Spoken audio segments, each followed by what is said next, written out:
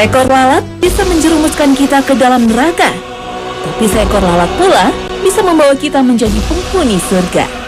Nah pemirsa, apa yang menyebabkan hewan kecil itu begitu penting menentukan hidup kita di akhirat?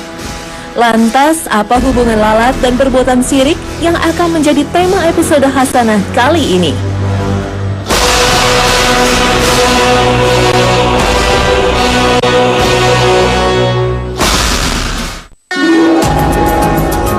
Assalamualaikum warahmatullahi wabarakatuh. Selamat pagi pemirsa Trans 7. Hasanah Ensiklopedia Islam Dunia kembali hadir ke hadapan Anda untuk berbagi pengetahuan dan berwasiat dalam kebajikan. Pagi ini, Hasanah akan kembali meneruskan pembahasan masalah syirik. Kemarin kita baru membahas syirik besar. Nah sekarang kita bahas syirik kecil. Sebelumnya, mari simak firman Allah dalam surah An-Nisa ayat 116. Inna Allah la yaghfiru an yushraka bihi wa yaghfiru ma duna dhalika liman yasha' wa man yushrik billahi faqad dhalla dhalalan ba'ida. Sesungguhnya Allah tidak mengampuni dosa mempersekutukan sesuatu dengan Dia, dan Dia mengampuni dosa yang selain syirik bagi siapa yang dikehendakinya. Barang siapa yang mempersekutukan sesuatu dengan Allah, maka sesungguhnya ia telah tersesat sejauh-jauhnya.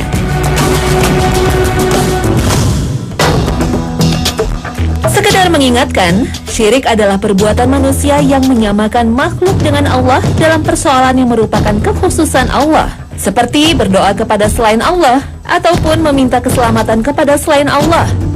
Selain itu, syirik juga memalingkan suatu bentuk ibadah berkurban, bernazar, berdoa, dan sebagainya ditujukan kepada selain Allah. Nah, dari segi kadar perbuatan syirik ada dua macam: syirik besar atau syirik akbar, dan syirik kecil atau syirik asghar. Syirik besar membuat pelaku keluar dari Islam dan terancam kekal di dalam neraka. Sedangkan syirik kecil tidak mengeluarkan pelaku dari agama Islam.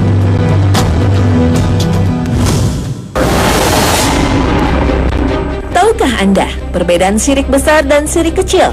Ada beberapa perbedaan yang ada dalam kedua perbuatan ini. Yang pertama, syirik akbar atau syirik besar mengeluarkan pelakunya dari agama alias murtad, sedangkan syirik asghar tidak. Yang kedua, syirik akbar pelakunya kekal diazab dalam neraka, sedangkan pelaku syirik asghar tidak kekal apabila diazab di dalam neraka. Jika dia masuk ke dalam neraka, maka dia disiksa sesuai dengan kadar dosanya. Setelah itu, dimasukkan ke dalam surga. Meski begitu, jangan dianggap enteng, sebab ia berdosa dengan dosa yang paling besar, lebih besar daripada maksiat. Orang yang berbuat syirik asghar itu lebih berbahaya daripada orang yang berzina, berjudi, atau bahkan membunuh manusia lainnya. Perbedaan ketiga, syirik akbar membatalkan seluruh amalan soleh, sedangkan syirik asghar seperti riya atau amalan yang mengharapkan bagian dari dunia hanya membatalkan amalan yang bercampur dengannya saja. Perbedaan keempat, syirik akbar menyebabkan halal darah dan harta pelakunya, sedangkan syirik asghar tidak menyebabkan halal darah dan harta pelakunya. Maksudnya, pelaku syirik besar boleh dibunuh oleh penguasa atau pemerintah Islam yang sah, sedangkan syirik kecil tidak boleh. Apa yang dimaksud dengan syirik kecil? Syirik kecil adalah segala sesuatu yang terlarang dari syariat karena dikhawatirkan akan menjadi perantara menuju syirik akbar. Syirik kecil atau asghar terbagi dua. Pertama, syirik zohir atau tampak di lisan dan anggota badan, yakni perkataan dan perbuatan. Contoh perbuatan syirik asghar dalam ucapan adalah seseorang bersumpah dengan menyebut selain nama Allah. Umpamanya, ucapan demi ayah dan ibuku, maka ini tergolong syirik kecil, dengan catatan dia tidak sampai berkeyakinan ayah dan ibunya setara dengan Allah. Apabila ia sampai berkeyakinan bapa dan ibunya sama hebatnya dengan Allah, maka dia telah terjatuh dalam syirik akbar, bukan lagi syirik asghar.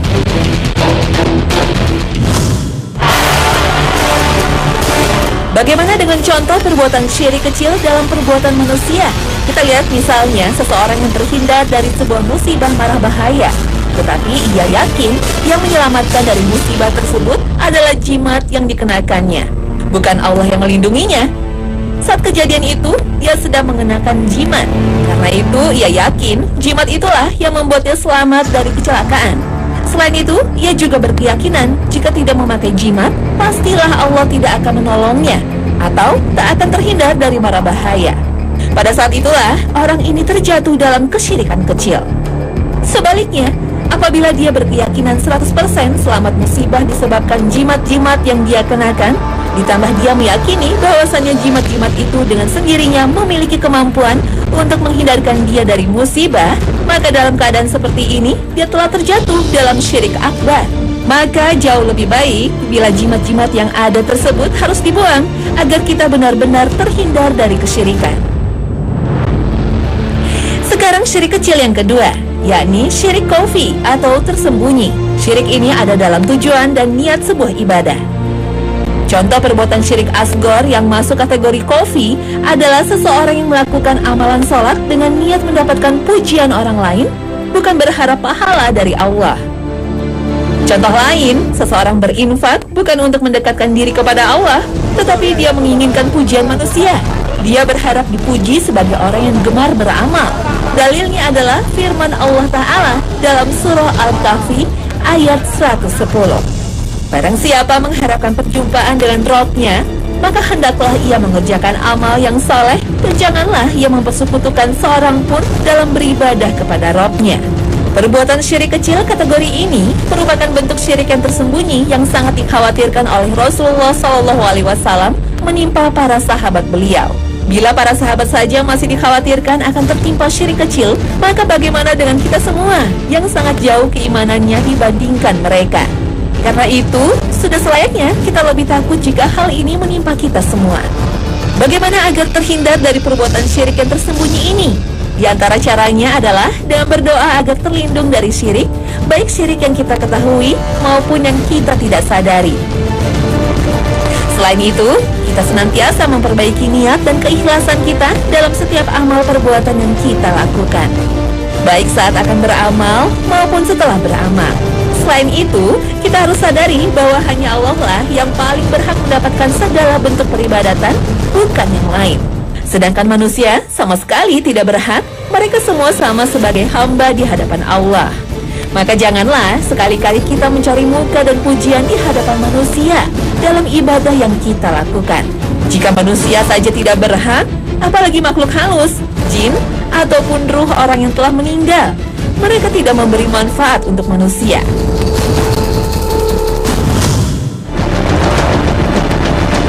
Contoh lain syirik kecil adalah bersumpah dengan menyebut selain Allah. Seringkali kita melihat orang bersumpah atas nama bapak atau ibunya, atau bersumpah atas nama yang lain selain Allah. Maka semuanya termasuk syirik kecil.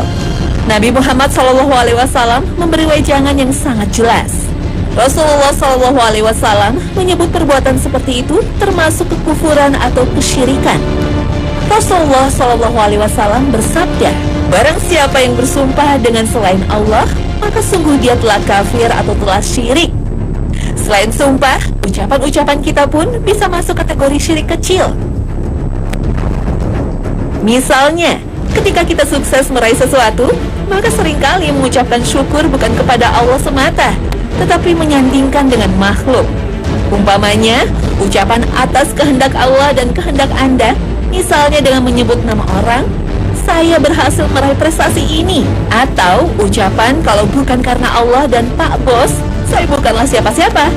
Kalimat semisal juga termasuk, ini adalah berkat pertolongan Allah dan si fulan. Kalimat-kalimat semisal itu yang dengan sengaja mensejajarkan antara Allah dan manusia, semua termasuk kesyirikan. Karena itu kita perbaiki.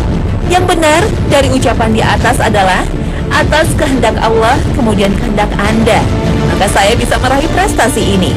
Atau kalau bukan karena Allah kemudian karena Anda, atau berkat pertolongan Allah kemudian pertolongan Anda. Demikian seterusnya.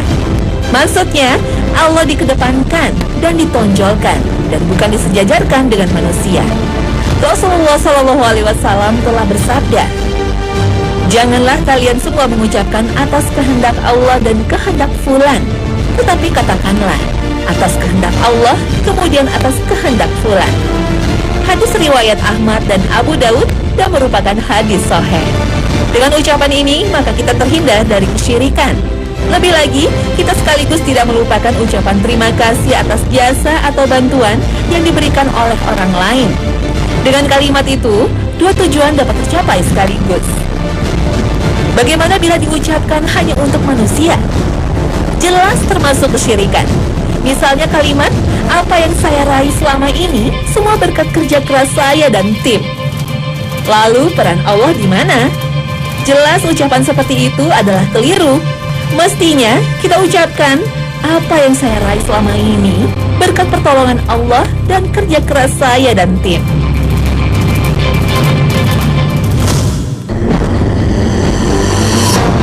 Contoh lain dari syirik kecil adalah tatoyur, yaitu merasa sial atau naas karena melihat jenis burung tertentu. Termasuk tatoyur adalah percaya ada angka-angka membawa sial. Misalnya, ada orang yang percaya angka 4 dan 13 sebagai angka sial, dan sangat yakin angka 9 sebagai angka keberuntungan. Ada juga yang percaya nomor-nomor keberuntungan, baik untuk nomor rumah, nomor telepon, ataupun nomor mobil, semua itu termasuk tatoyur. Begitu pula mereka meyakini hari dan tanggal tertentu sebagai tanggal atau hari sial, ataupun tanggal dan hari keberuntungan.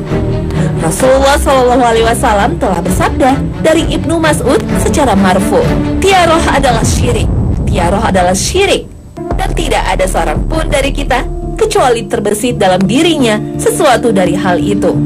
Akan tetapi Allah Azza wa Jalla menghilangkannya dengan tawakal. Hadis riwayat Abu Daud dan At-Tirmizi.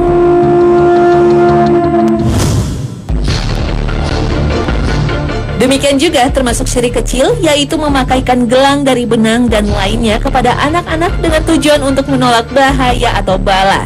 Ada juga yang menggantungkan jimat tertentu untuk mencegah pengaruh lain atau untuk mendatangkan keberuntungan. Semua sama saja termasuk syirik kecil. Mengapa termasuk kesyirikan? Tidak lain karena perbuatan tersebut mengotori tawakal kita kepada Allah. Di samping itu juga mencemari tauhid kita kepada Allah. Rasulullah SAW telah bersabda tentang orang yang memakai jimat. Barang siapa yang menggantungkan jimat, maka dia telah syirik. Hadis riwayat Ahmad. Khusus dengan jimat ini, maka kita perlu lebih hati-hati lagi.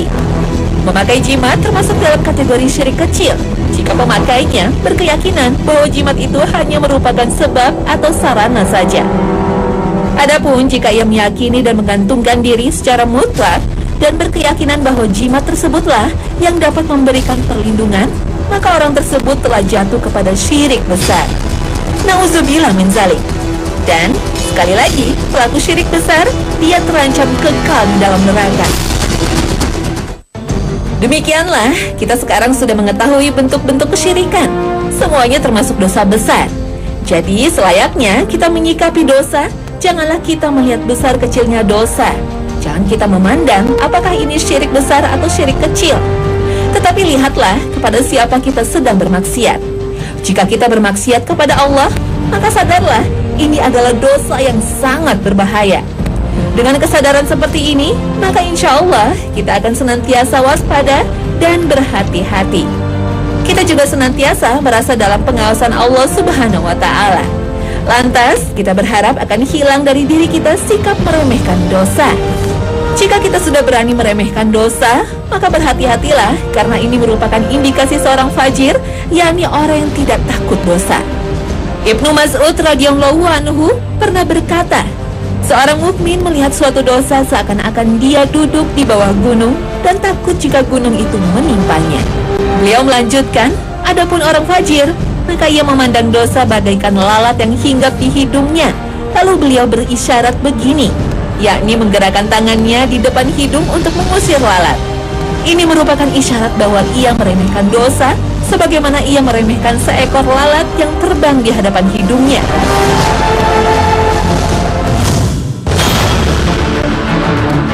Ada juga kisah seseorang masuk neraka hanya gara-gara seekor lalat.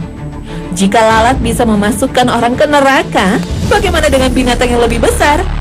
Sekarang ini di sekitar kita, perbuatan syirik seperti menu sehari-hari. Bahkan ada menganggap sebagai hal yang biasa dan ringan. Padahal sesaji walau dengan lalat saja bisa menyebabkan seseorang masuk neraka. Apalagi jika dengan tumbal kepala kerbau atau kepala sapi.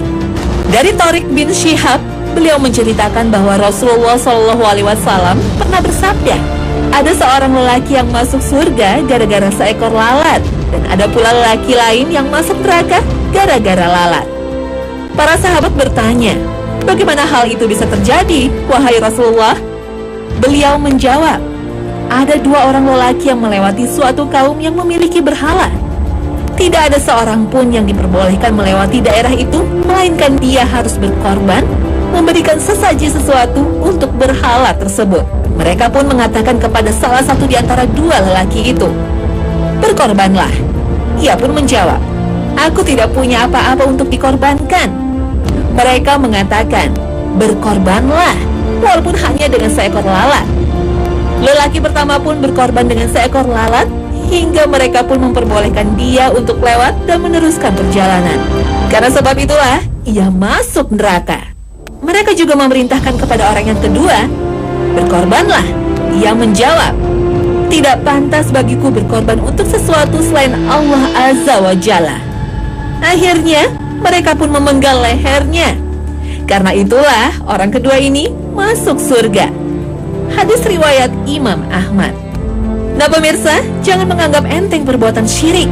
Kita memohon kepada Allah agar Dia menjadikan kita semua sebagai hamba-hambanya yang bertakwa, yang selalu memelihara diri dari dosa, lebih-lebih dosa syirik baik besar maupun kecil.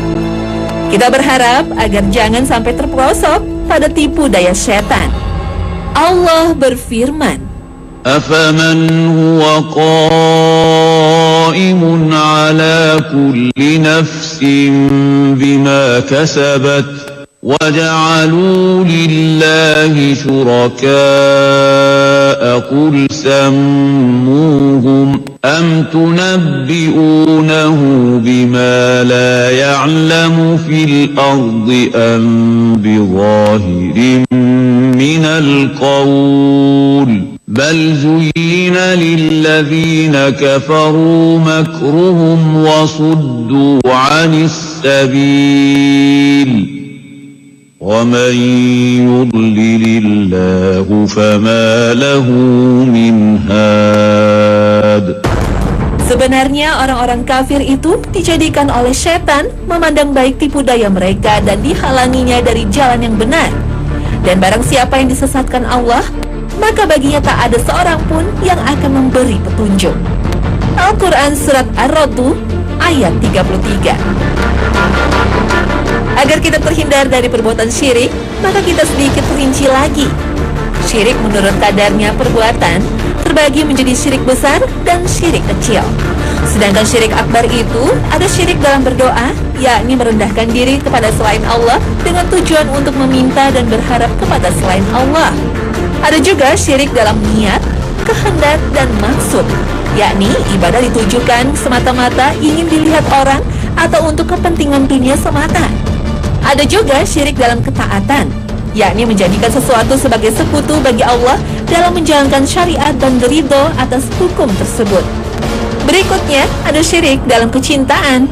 Seseorang beribadah dengan menempatkan makhluk sebagai tandingan bagi Allah Subhanahu wa Ta'ala, atau menyetarakan kecintaan makhluk dengan Allah. Dari segi kadar perbuatannya, ada juga yang disebut syirik khafi atau tersembunyi, yaitu seorang beramal dikarenakan keberadaan orang lain, termasuk riya. Sedangkan syirik menurut letak terjadinya ada beberapa jenis. Pertama, syirik i'tiqadi. Syirik yang berupa keyakinan, misalnya meyakini bahwa Allah Subhanahu wa Ta'ala yang telah menciptakan kita dan memberi rizki pada kita. Di sisi lain juga percaya bahwa dukun bisa mengubah takdir yang telah digariskan kepada kita. Hal ini termasuk syirik akbar yang mengeluarkan pelakunya dari agama Islam. Syirik berdasarkan letak terjadinya ada yang disebut syirik amali, yaitu setiap amalan fisik yang dinilai oleh syariat Islam sebagai sebuah kesyirikan, seperti menyembelih atau berkorban binatang untuk selain Allah. Begitu juga orang bernazar untuk selain Allah. Yang ketiga berdasarkan letak perbuatan syirik. Ada yang disebut dengan syirik lafzi. Syirik lafzi adalah setiap lafaz atau ucapan yang dihukumi oleh syariat Islam sebagai sebuah kesyirikan. Umpamanya, bersumpah dengan selain nama Allah, seperti perkataan sebagian orang, penolongku itu Allah dan engkau, dan aku bertawakal kepadamu. Kalau bukan karena Allah dan si fulan, maka akan begini dan begitu. Mestinya diucapkan dengan kata sambung kemudian, bukan dan, untuk memisahkan antara Allah dan Allah. Syirik memang perbuatan dosa manusia sejak zaman Nabi Nuh. Tidak heran bila sekali bernabi Ibrahim saja memohon agar keturunannya terhindar dari perbuatan syirik. Nabi Ibrahim alaihissalam meminta perlindungan kepada Allah dari kemusyrikan. Beliau berkata, "Dan jauhkanlah aku dan anak cucuku dari menyembah berhala-berhala." Al-Quran Surat Ibrahim ayat 35. Anak cucu Nabi Ibrahim alaihissalam adalah para nabi dan rasul. Karena itulah Nabi Ibrahim disebut bapak para nabi. Apabila Nabi Muhammad SAW dan Nabi Ibrahim meminta perlindungan kepada Allah dari perbuatan syirik, dan mereka berdua khawatir melakukan perbuatan itu, maka bagaimana dengan orang-orang yang lain, termasuk kita? Jangan sampai kita terjatuh dalam kesyirikan dalam bentuk apapun dan cara bagaimanapun. Inilah doa agar kita terhindar dari syirik. Ya Allah, sesungguhnya aku berlindung kepadamu agar tidak menyekutukan kepadamu, sedang aku mengetahuinya, dan minta ampun terhadap apa yang tidak aku ketahui.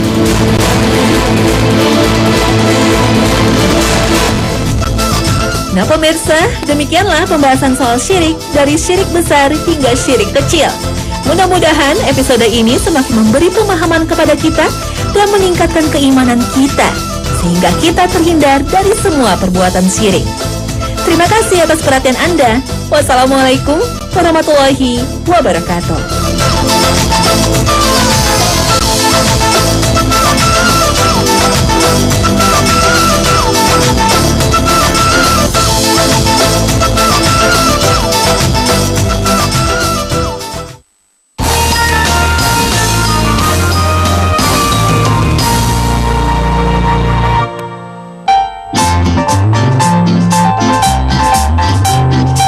Jakarta merupakan ibu kota negara Indonesia sekaligus pusat pemerintahan nasional. Jakarta